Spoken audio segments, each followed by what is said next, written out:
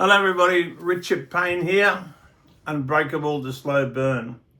Episode 9, Unbreakable to Slow Burn. I'm an expert on mental toughness. My job is here to help you, your friends, society, communities, Australia, the world. We are sadly lacking mental toughness. A whole generation of generations are now slipping away. We've got our smart people, but I believe there's a lot of people out there who've been defeated now and now missing skills or have no instruction or mentorship to help their life.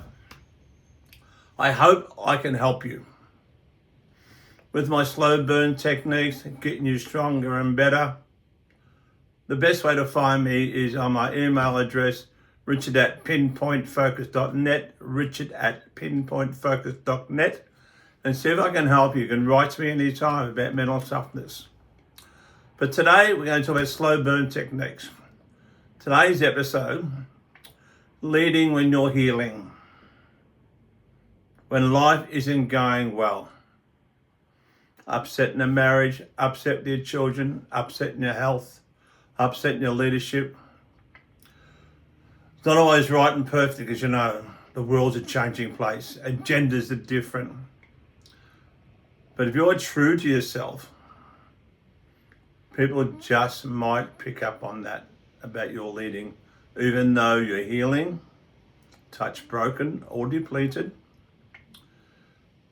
You'll know inside yourself if you're winging this and you're healing about something, you're going to have to step up to your leadership. We all provide leadership to somebody.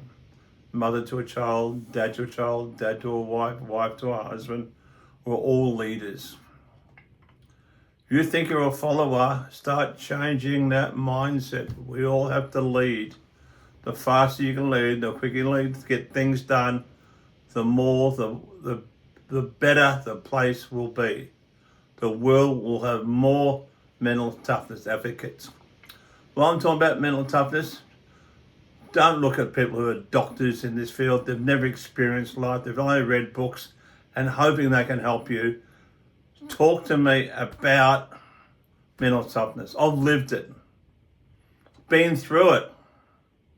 I know what it feels like to be broken and healing and trying to lead at the same time.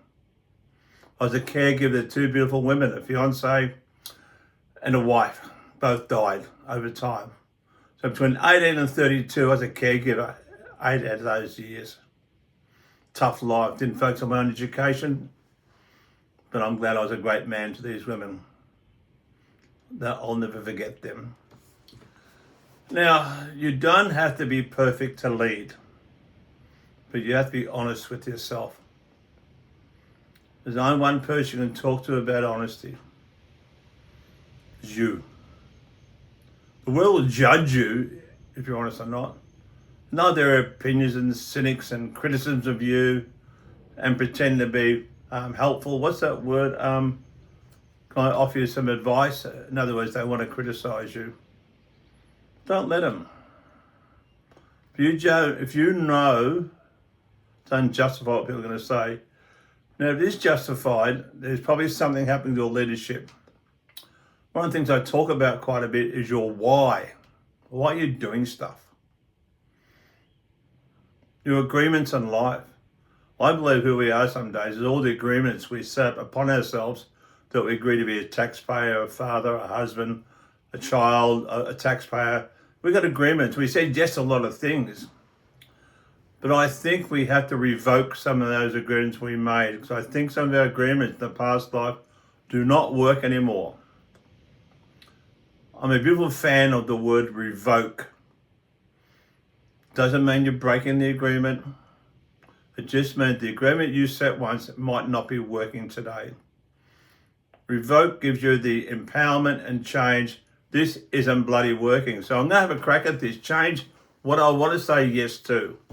It's how it's bloody uplifting it is. It really, really is. So think about the word revoke. That will start to help you with your honesty and your healing about your leadership. Because there's some things that aren't in place where they should be. Now, I'm not a big, huge believer in compromise. If you know you're right, your leadership is good, and it'll help benefit others, you know you don't need to split the difference. If you're compromising all the time, you're surviving, not truly leading, you're in pain. So have a think about what I'm saying. This is a version of the truth for you. Think about it. The world doesn't need another polished leader. What we want is someone who understands the conditions and who's totally present. The world does not need another polished leader. It needs one who's present, who's with it. Big difference, isn't there? The suit, the tie, the prepared speech, telling you what you want to hear. You get tired of it after a while. But if you want a leader that's present to the situation, understands and speaks their truth about what's really going on, most people don't know how to do that. Learn how to be that person. And there's always consequences, always. But you'll live with yourself. There's a lot of people out there ready to pull you down and break you. So if you know you're going to be broken, let them have a good shot at you, because you'll know who you are. It's about mental toughness. So have a strong think about it. The title of this episode is Leading When You're Still Healing. You can't do much about it, but you can introspect why you're broken, why it's not working. I have great long looks in the mirror, walks on the beach, riding my bike when something's not working. Where's my energy going, and why do I feel broken or healing? So have a think about it. We don't need another polished leader. We need people who are present. Thank you, Richard Payne, Unbreakable, the Slow Bird. Signing off. Thank you.